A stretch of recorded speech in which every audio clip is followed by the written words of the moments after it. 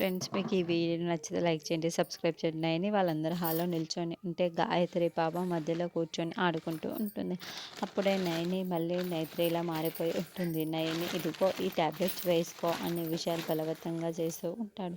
దాంతో నైత్రికి చాలా కోపం వస్తుంది. ఏంటి బాబు గారు వీళ్ళందరూ ఇలా మాట్లాడుతున్నారులే అని ఏదో నేను చదువుకుపోతూ ఉంటే మీరు కూడా వాళ్ళలాగానే నన్ను ట్యాబ్లెట్ వేసుకోమని బలవంతం పెడుతున్నావేంటి?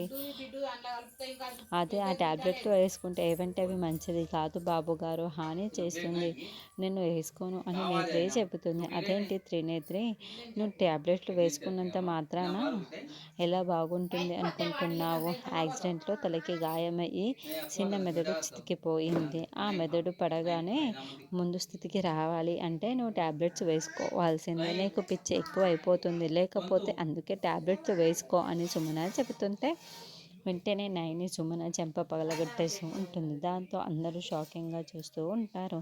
నయని ఏం చేస్తున్నావు అనే విషయాలు అడుగుతూ ఉంటే మీరు ఆగండి బాబు గారు, వీళ్ళందరూ నన్ను ఎలా పడితే అలా మాట్లాడుతున్నా కూడా మీకోసం నేను ఇప్పటి వరకు చూస్తూ ఊరుకున్నాను. ఇలా నాకు పిచ్చి గిచ్చి అని మాట్లాడుతూ ఉంటే ఇస్తేదో ఒకటి ఇస్తాను బాబు గారు అని నేత్రి అంటే నయని ఇలా కొట్టినందుకు తిలోత్తమ వల్లభ ఇద్దరు షాకింగ్గా చూస్తూ